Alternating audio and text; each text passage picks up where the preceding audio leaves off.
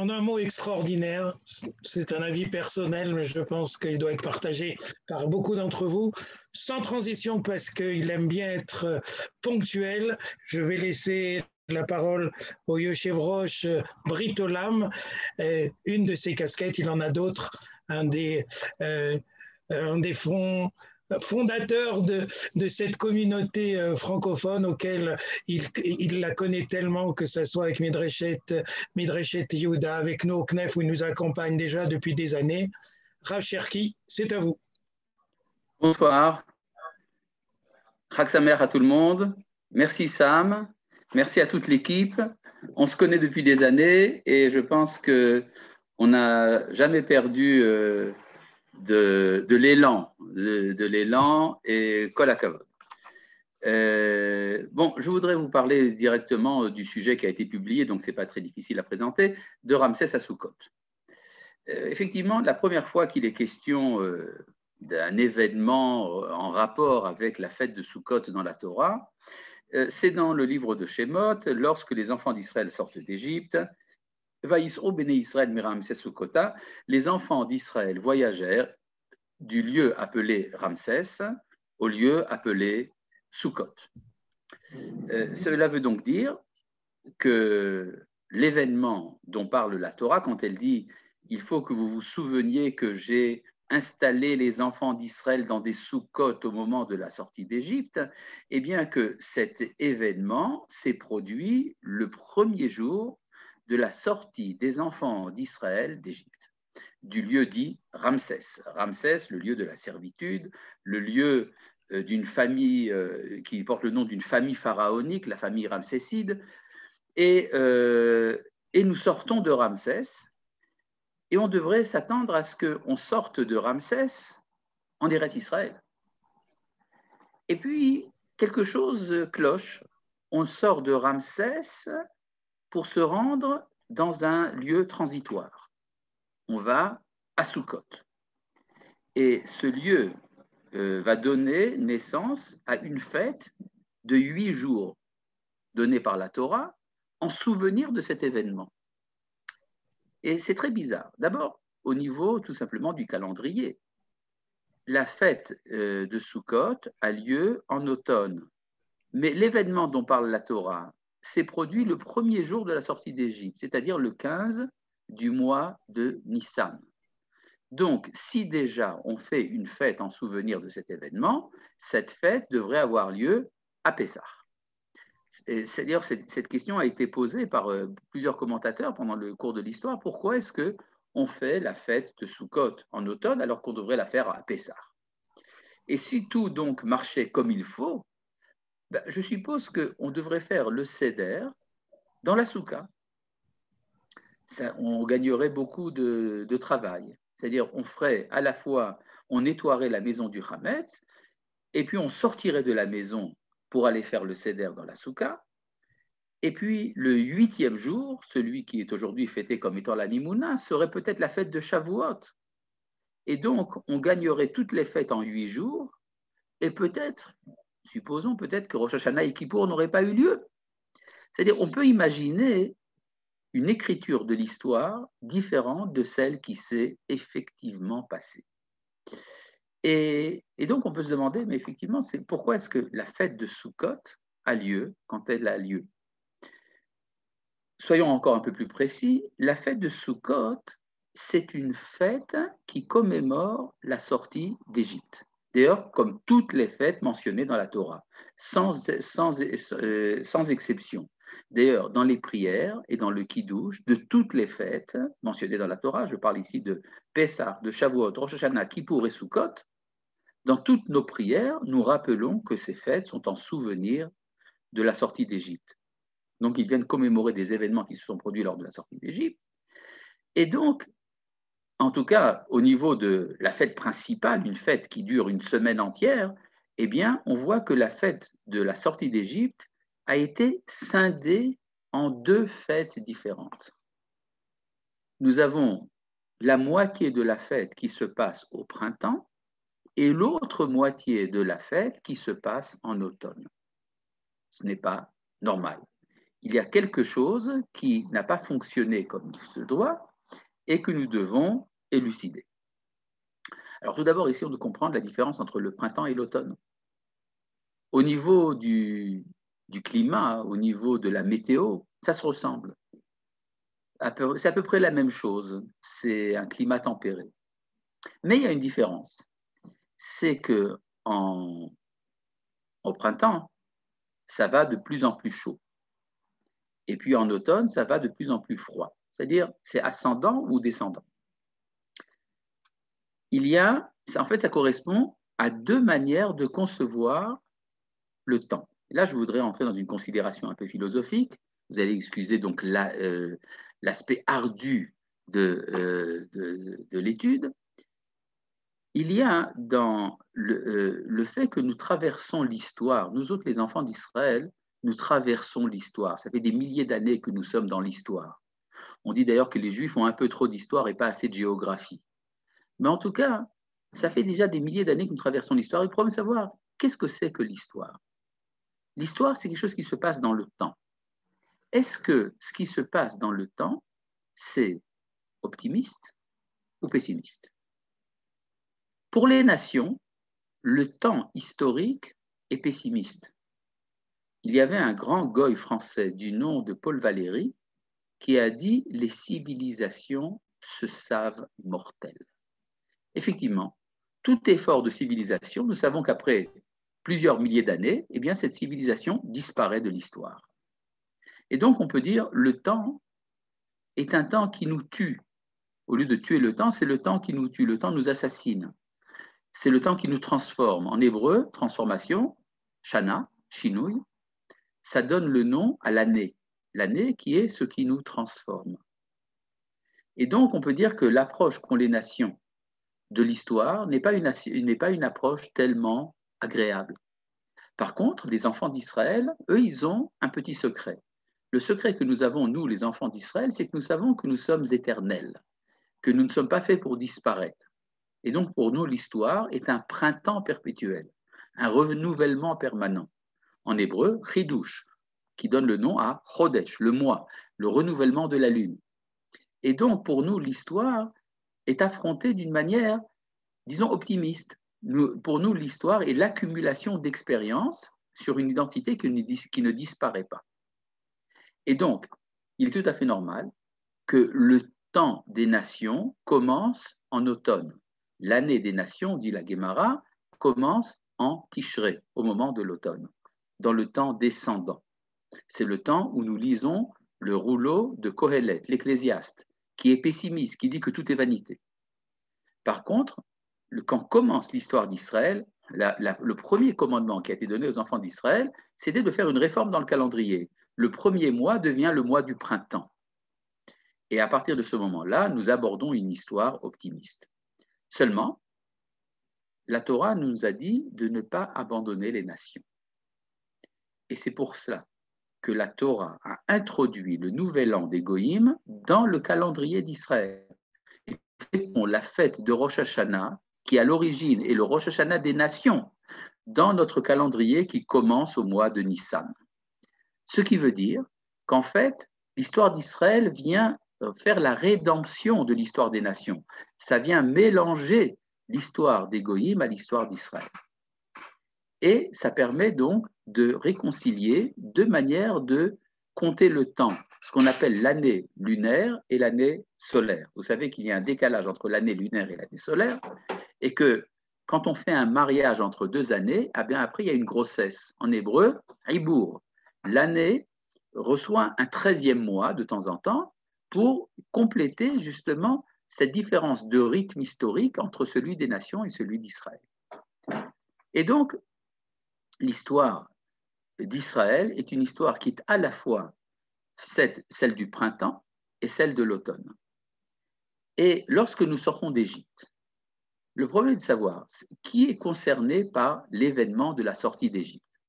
En hébreu, sortie d'Égypte se dit Yetziat Mitzrayim. Pour ceux qui sont hébraïsants, vous comprenez que Yetziat Mitzrayim, ça ne veut pas dire Yetzia mi Mitzrayim, ça ne veut pas dire que nous sortons de l'Égypte. Et si on voulait être précis, on devrait dire Yetziat Israël, la sortie d'Israël, ou bien la sortie de l'Égypte.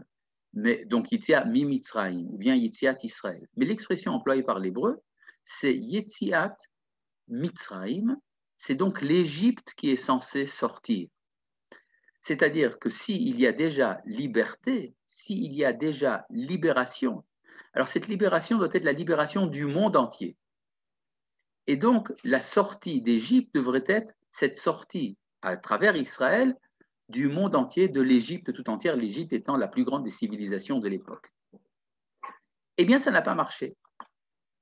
On peut dire qu'en fait, la sortie d'Égypte a été un demi-échec et une demi-réussite. Ça a été un demi-échec parce que l'Égypte n'est pas sortie. Mais ça a quand même été une demi-réussite parce qu'il y a eu une délégation des nations qui s'est associée à nous, ce qu'on appelle le Erev Rav. Le Erev Rav, la multitude qui s'est associée à Israël lors de leur sortie d'Égypte. Alors évidemment, vous allez me dire, c'est vrai, mais le Erev Rav, il fait des problèmes. C'est vrai qu'il fait des problèmes. Mais s'il n'y avait pas eu le Erev Rav, la sortie d'Égypte aurait été un échec total. C'est pour ça que lorsque Dieu dit à Moshe, je veux détruire le Erev Rav, Moshe dit, si tu fais ça, je vais repartir en Égypte en amener d'autres. Donc il faut bien se dire que le projet de la sortie d'Égypte a à moitié réussi et à moitié échoué. Et donc, une partie du projet est reléguée pour l'avenir. Donc, vous avez la moitié du projet qui se réalise à travers la fête de Pessah. Et c'est pour ça que lors de la fête de Pessah, nous insistons sur ce qui nous sépare des nations. Dans la Haggadah, nous disons « déverse ton courroux sur les nations qui ne te connaissent pas ». Tandis que dans la deuxième partie, la fête de Sukkot, qui est le Pessah de l'avenir, eh bien, là, nous disons que nous amenons 70 taureaux dans le Beth Amikdash pour expier les péchés des nations. C'est la fête de l'universel. Il y a d'ailleurs une petite phrase de Rabbi Eliezer dans le Talmud, dans le traité de Rosh Hashanah, qui dit « Benissan nigalou », c'est en Nissan qu'ils ont été libérés. Alors tout le monde connaît la suite. La suite, c'est ce que dit Rabbi Yoshua. Benissan atidin leigael. Ils seront libérés en Nissan. Mais Rabbi Eliezer, lui, dit autrement. C'est en Nissan qu'ils ont été libérés, c'est en Tishri qu'ils seront libérés. De qui parle-t-on? Qui sera libéré en Tishri? Les nations. C'est-à-dire, les nations sont en attente de libération. Et donc, si on résume bien les choses, ça veut dire que nous avons 3 fêtes parce qu'il y a 3 temps dans la grammaire. Passé, présent, avenir. Pessah vient commémorer un événement du passé, la libération d'Israël. Shavuot, le don de la Torah, ça vient commémorer un événement du présent. La Torah, dans le présent, nous donne la vie. Et Sukkot est l'annonciation d'un événement de l'avenir, le temps où les nations s'associeront à Israël dans la connaissance de Dieu, tel que nous le disons d'ailleurs dans la Haftara du premier jour de Sukkot, quand il est question là-bas des nations qui, à la fin des temps, viendront se prosterner dans le temple de Jérusalem. Eh bien, donc, il y a ici, on peut dire, une réussite partielle. À propos de cela, se pose une petite question de mathématiques. Combien de jours y a-t-il dans la fête de Pessah? Et combien de jours dans la fête de Sukkot? La fête de Pessah est faite de 8 jours. 7 jours pendant lesquels nous ne mangeons pas de Hametz, et le 8e jour, c'est la fête de Shavuot, qui est déplacée de 7 semaines. Pourquoi 7 semaines? Parce qu'il faut se purifier de l'impureté de l'Égypte. L'Égypte est restée dans son impureté et il faut se libérer de son impureté. Mais en fait, le 8e jour, le jour où la Torah a été donnée, ça aurait dû être après la fête de Pessah immédiatement. Mais dans la fête de Sukkot, c'est un peu le contraire. Combien de jours y a-t-il dans la fête de Sukkot? Il y en a 7. Il y en a 7, et puis il y a un 8e. Le 8e, Simchat Torah, correspond au jour du don de la Torah. Mais c'est le temps de la réjouissance. Il n'est pas séparé de 7 semaines, il est immédiat après Sukkot. Pourquoi? Parce qu'après Rosh Hashanah et Kippour, lorsqu'il y a eu expiation des péchés et quand il y a eu libération du Yetzer Hara, des mauvais penchants de l'homme, alors nous pouvons espérer que la Torah soit donnée immédiatement avec la libération politique. Nous sommes sortis de l'Égypte, une libération politique, et nous recevons une liberté spirituelle avec la Torah qui nous est donnée le 8e jour. Donc, en fait, on voit ici une scission, quelque chose s'est scindé en deux. La première partie de Pessah au printemps, la deuxième partie en Tishré. Pour ceux qui demandent comment se fait-il que le premier jour de l'an des Goïms, c'est en Tishri, c'est effectivement comme ça que c'était chez les Babyloniens dans l'Antiquité. Après, dans le christianisme, ça a été déplacé au 1er janvier pour des raisons que nous n'allons pas aborder maintenant. Maintenant, malgré cette atmosphère un peu pessimiste, qui est qu'en fait, ça voudrait donc dire que la sortie d'Égypte a été une sorte d'échec, il y a quand même des éléments positifs que je voudrais mettre en évidence. Mais tout d'abord, rappelez-vous une chose. Le récit de la Torah est un récit extrêmement paradoxal. Nous allons bientôt finir la lecture de la Torah à Simchat Torah, et ça finit mal. Pourquoi ça finit mal? Parce que Moshe, celui qui nous a fait sortir d'Égypte et qui doit nous amener en Eretz Israël, n'arrive pas en Eretz Israël. C'est comme si l'histoire était coupée. Quelque chose qui aurait dû s'achever ne s'est pas achevé. Et nous avons toute l'histoire pour achever. Eh bien, cet achèvement de l'histoire, c'est ce que nous sommes en train de faire aujourd'hui à travers le retour d'Israël dans l'État d'Israël, le rassemblement des exilés et le rayonnement universel d'Israël. Et il y a, pour bien comprendre ce que veut dire une mitzvah, là je voudrais me référer à un enseignement de Manitou, le Rabbi Yehuda Ashkenazi, qui disait que la raison véritable des mitzvot a été donnée dans la Torah par une petite allusion à propos de l'interdiction de consommer le nerf sciatique, le guide anaché. La Torah dit effectivement, en toutes lettres, que la raison pour laquelle il est interdit aux enfants d'Israël de manger cette partie de l'animal qu'on appelle guide anaché, le nerf sciatique, c'est parce que Yaakov, notre ancêtre, a été blessé à cet endroit. Ça veut donc dire que la véritable raison des mitzvot, ce sont des événements qui se sont passés chez nos ancêtres. Et donc, il y a tout un travail à faire, c'est de comprendre comment est-ce que les mitzvot de la Torah, les 613 commandements de la Torah, enfin il y en reste 612, puisque le guide anaché c'est déjà expliqué, pour comment les autres 612 commandements ont leur origine dans les récits qui se sont produits avec nos ancêtres, tel que c'est raconté par exemple dans le livre de Bereshit. Là, je voudrais vous faire un cadeau de l'explication de 2 mitzvot supplémentaires. Donc, vous en avez maintenant 3. Il vous reste donc 610 à expliquer. Les 2 mitzvot que je voudrais expliquer, c'est tout d'abord celle du bouc émissaire. Le bouc émissaire, vous savez que le jour de Kippour, on envoie un bouc se faire écrabouiller dans le désert, et le bouc en hébreu se dit Saïr. Saïr, c'est également un des surnoms de Ésaü, le frère de Yaakov. Et il représente, c'est l'archétype du Yetzer Hara, c'est l'archétype de celui qui nous incite au mal, et il est renvoyé dans le désert. La Torah raconte que lors de la rencontre entre Yaakov et Esav, entre Jacob et Ésaü, eh bien, finalement, ça se finit avec le départ de Esav. Vayeler Esav, Bayom Aoul et Darko Seira. Et Ésaü partit en ce jour dans son chemin vers Séhir. C'est l'ancêtre, c'est l'archétype de l'envoi du bouc émissaire du Saïr, la Azazel. Donc, vous avez déjà une mitzvah supplémentaire qui vous est expliquée. Et donc, maintenant, vous avez la suite du verset. Esav part à Séhir. C'est l'ancêtre de la mitzvah d'envoyer le bouc émissaire dans le désert. Comment continue le verset? Le verset continue en disant Veyaakov nasa Sukkota. Et Yaakov voyagea à Sukkot. C'est-à-dire qu'après Kippour, on peut se rendre à Sukkot. On se rend dans un monde idéal, le monde de l'avenir, le monde idyllique dans lequel tout est parfait. Et c'est représenté par Yaakov qui se rend au lieu dit Sukkot. C'est très joli. Mais là, j'ai un petit problème. La suite du verset. Vayivenlo, et il se construisit. Alors là, je m'attendrais à ce que le verset me dise que puisque Yaakov est arrivé à Sukkot, il s'est construit une soukha. Eh bien non. Il est écrit Vayivenlo bait. Il se construisit une maison. Ulmiknehu asa Sukkot. Et pour ses troupeaux, il a fait des cabanes, des Sukkot. Un peu décevant. À moins qu'on comprenne qu'il y a ici une différence entre Yaakov et son troupeau. Yaakov est un individu idéal. Pour lui, le monde est déjà achevé. C'est-à-dire que dans sa vie intérieure, il vit un monde de perfection. Un monde de perfection n'a pas besoin d'une habitation temporaire, d'une soukha. Il a besoin d'une maison. La maison, c'est la fixité. Mais pour son troupeau, qui c'est le troupeau de Jacob? Eh bien, c'est nous, les enfants d'Israël. Nous ne sommes pas encore arrivés au niveau de notre ancêtre.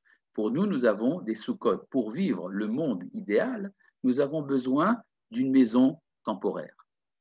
Ce qui explique d'ailleurs un débat qu'il y a dans la Mishnah entre les maîtres de la Mishnah, entre Rabbi Yehuda et les Chachamim, pour savoir si une soukha doit être construite à la manière d'une habitation temporaire, soukhat aray, ou bien au contraire, si ça doit être construit d'une manière fixe, dirat keva. On peut dire que Rabbi Yehuda, qui dit que la soukha doit être fixe, ressemble à Yaakov, a pour idéal Yaakov, tandis que les Chachamim ont pour idéal le troupeau de Jacob.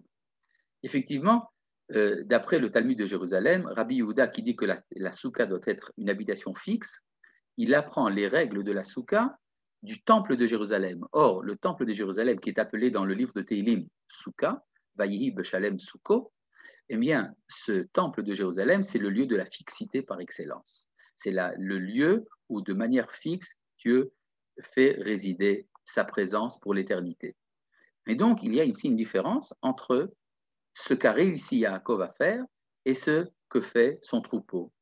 On peut dire que donc, la fête de Sukkot porte en elle deux éléments. Un élément de fixité, qui est pour certains élus, et l'élément de temporalité, qui est pour l'ensemble des enfants d'Israël.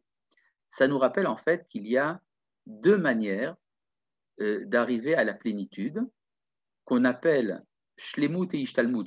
J'emploie ici une terminologie du Rav Kook, ou si vous voulez, en termes bibliques, sasson et simcha. Sasson, ça veut dire quand on est... Tout d'abord, le terme simcha. Le terme simcha représente la joie d'avoir accédé à notre désir. C'est-à-dire quand quelqu'un désire quelque chose et qu'il a enfin reçu ce qu'il voulait, il est dans ce qu'on appelle la joie, simcha. Mais quand on est en route vers ce que l'on désire, ça s'appelle sasson. C'est là qu'on est occupé, ça sonne occupé, on est occupé à arriver à notre but. Et en fait, il y a ici donc, pour vivre pleinement la plénitude de la perfection, il faut à la fois être capable de vivre le moment de perfection totale et également le perfectionnement, qu'on appelle shlemut et ishtalmut. C'est pas grave si vous n'avez pas compris, nous allons continuer. Maintenant, je voudrais quand même faire un bilan du positif dans la fête de Sukkot. La fête de Sukkot a réussi d'une certaine manière parce qu'elle vient commémorer également quelque chose qui a réussi dans l'histoire d'Israël, c'est finalement d'entrer en Eretz Israël. Et là, je voudrais parler de la fête de Sukkot en tant que la fête de la joie d'être en Eretz Israël. Je voudrais vous amener à ce propos deux enseignements. L'un de Maïmonide et l'autre d'un des grands maîtres d'Allemagne au Moyen-Âge, Rabbi Elazar Rokeach. Le Rambam dans le Guide des Égarés, le Maïmonide dans le Guide des Égarés nous dit et explique pourquoi est-ce qu'à Sukkot on prend des plantes vertes, un bouquet de plantes vertes dans la main. Le loulav avec le hadas, la harava, le hétrog, tout ça ce sont des plantes vertes. Alors Maïmonide, qui connaît bien les Arabes, dit parce que la couleur verte, c'est ce qui donne de la joie aux habitants du désert. Effectivement, l'islam, qui est né dans des racines désertiques et donc qui est imprégné justement de cet idéal du désert, a une prédilection pour la couleur verte. C'est la couleur de l'oasis. Et donc, dit Rambam, lorsque la Torah a voulu que nous nous réjouissions, puisque nous sommes passés par le désert, eh bien, nous nous réjouissons dans le temple de Jérusalem avec des plantes vertes. C'est ce que dit le Rambam dans le Moré Nevuchim. Ce qui veut donc dire que la fête de Sukkot, véritablement, quand elle est réussie, c'est pas partir de Ramsès pour arriver à Sukkot, c'est partir de Ramsès pour arriver en Eretz Israël. C'est ça la vraie Soukha. Et puis, il y a ici un deuxième élément, le deuxième enseignement, celui de Rabbi Elazar Rokeach, donc ce maître d'Allemagne, mais des Chassidés Ashkénazes de l'époque des Balei HaTosfot, qui nous dit que la fête de Sukkot vient commémorer la première victoire d'Israël lors de l'entrée en Eretz Israël. C'est quand? Eh bien, c'est la guerre entre Moshe et Sichon, le roi des Émoréens. En effet, le territoire de Sichon, en Transjordanie, ça fait partie d'Eretz Israël. Or, Moshe a fait la conquête de ce territoire. Or, si on analyse les versets de la Torah qui nous parlent de cette guerre, on se rend compte que ça se passe au moment de Sukkot. Et Rabbi Lazar Oker dit, lorsque des soldats vont à la guerre, ils habitent dans des cabanes. La soukha est l'habitation naturelle du soldat en campagne. Et c'est donc nos ancêtres, au moment de la conquête de Sichon, ils sont habités dans des soukotes, et c'est ça l'événement dont la Torah parle quand elle dit « Je vous ai fait habiter dans des soukotes quand vous êtes sortis d'Égypte ». Donc pour Rabbi Lazar Oker, ce n'est pas le lieu dit Sukkot à côté de Ramsès, auquel nous sommes arrivés le 15 Nissan, c'est le lieu dit Sukkot où est arrivé Yaakov en Transjordanie lors de la conquête d'Eretz Israël.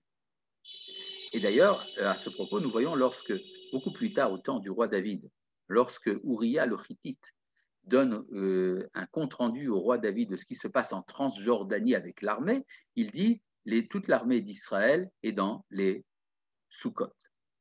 Donc, on voit que la fête de Sukkot a quand même sa place au niveau du calendrier. En automne, il y a une certaine logique. Il y a également un autre élément dans la fête de Sukkot qui est très important, c'est l'aspect pastoral de la fête. Vous savez que les juifs et le pastoral, ça ne va pas toujours ensemble. Si vous allez chez un bon juif traditionnel, on lui demande où est-ce que tu voudrais être. Il dit, je voudrais être à la synagogue, je voudrais être dans la maison d'études, je voudrais être à la table de Shabbat. Tout ça, ce sont les lieux où je sens pleinement mon identité juive. Et le pique-nique, le pique-nique, c'est quand je me comporte un peu comme les goïms. Les goïms, eux, ils aiment la nature. Mais nous autres, les enfants d'Israël, la nature, ce n'est pas tellement pour nous. Ah bon? Et c'est quoi la fête de Sukkot alors? La fête de Sukkot, dans une maison de branchage, ça doit être quelque chose qui vient de la végétation. Et puis tu agites un loulav. Le loulav, c'est fait de branches également, c'est fait de plantes. Donc il y a, lors de la fête de Sukkot, une réconciliation avec la nature. C'est pas que c'est si simple que ça. Vous savez que pour les Juifs, la nature est toujours un problème. Effectivement, quand nous entendons chez les nations des discours dans le genre « il faut revenir à la nature », c'est toujours un peu inquiétant. Parce que le retour à la nature, c'est souvent le retour à la barbarie. C'est l'abdication de la morale. Souvent, d'ailleurs, on voit dans les mouvements écologistes, chez certains mouvements écologistes, un refus des valeurs morales, en tout cas des refus de la démocratie et de la tradition biblique.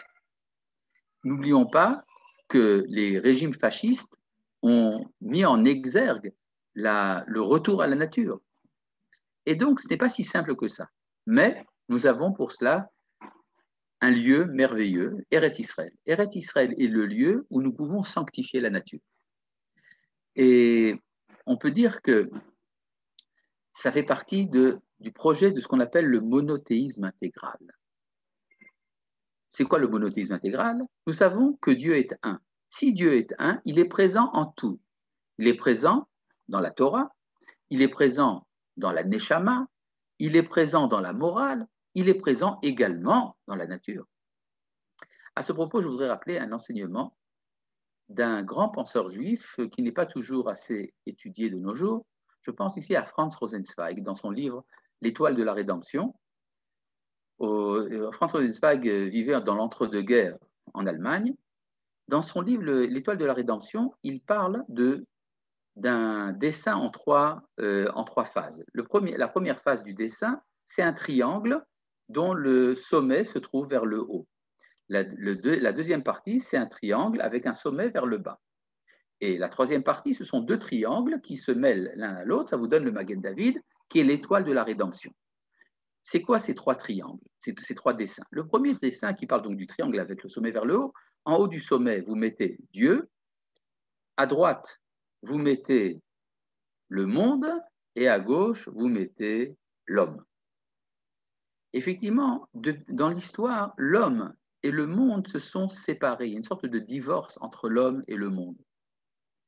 Mais il y a un moyen de refaire des liens. Entre Dieu et le monde, vous avez la création. C'est un des 3 sommets du 2e triangle. Entre Dieu et l'homme, vous avez la révélation. Dieu s'est révélé aux hommes. Mais entre l'homme et le monde, vous avez le dernier sommet du triangle, c'est la rédemption.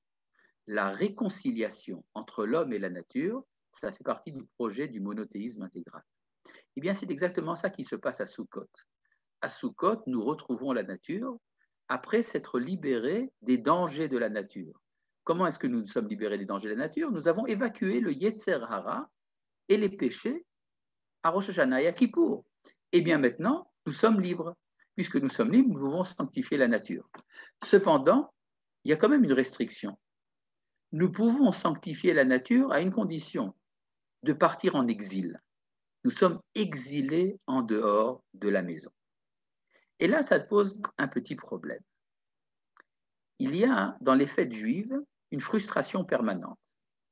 Si vous faites le résumé des fêtes juives, ça commence comme ça. La première fête, le premier jour de Pessah, les 7 jours de Pessah, c'est très sympathique, c'est très joli, mais c'est une semaine sans pain.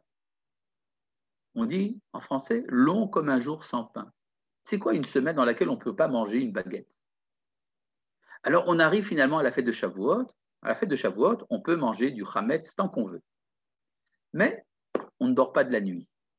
Ne pas dormir de la nuit, ce n'est pas facile. Alors on arrive finalement à Rosh Hashanah. À Rosh Hashanah, on peut manger du chametz et on peut dormir la nuit. Mais on tremble toute la journée à cause du jugement. Si on a réussi à passer Rosh Hashanah, on arrive à Kippour. Alors à Kippour, on ne mange rien. Finalement, on arrive à Sukkot. À Sukkot, on peut manger, on peut dormir, c'est du pain, c'est très sympathique, mais c'est en dehors de la maison. Il nous faut quand même une fête normale. La fête normale, eh bien, on arrive à Simchat Torah. À Simchat Torah, on arrive finalement à manger chez soi et à dormir tranquillement.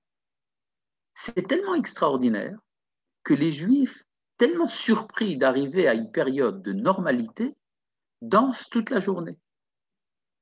C'est-à-dire, vous voyez comment ça fonctionne. Le calendrier d'Israël, il fonctionne à la manière de l'histoire. C'est-à-dire, en une année juive, vous avez un résumé de l'histoire qui commence par une libération de l'impureté de la civilisation humaine, l'Égypte, pour passer à la libération spirituelle par la Torah à Shavuot, pour arriver à la libération des péchés et du mal, pour finalement arriver à une sanctification de la vie, une sanctification de la nature. Il y a dans les prières de Sukkot une allusion à cette sanctification de la nature. Nous prions pour nous installer dans la soukha qui sera faite de la peau du Léviathan, ce qui veut dire qu'on aura sa peau. C'est-à-dire que viendra un temps où nous pourrons manger dans une soukha faite de la peau du Léviathan. Le Léviathan est une sorte d'animal un peu mythologique qui représente la sainteté de la nature. Explication du Rav Kook dans Orot HaKodesh. Viendra un temps où tout ce qui est laissé en dehors, qui est le fruit qui exprime la réticence des Juifs, eh bien, cette réticence sera vaincue. Nous pourrons enfin sanctifier le monde. Ou comme dit le Rav Kook, le Kodesh, ce qui est saint, va vaincre le monde. C'est-à-dire qu'il y aura identité entre la vie de la nature et la vie de la sainteté. Cette espérance s'exprime pendant les jours de Sukkot. C'est la joie absolue.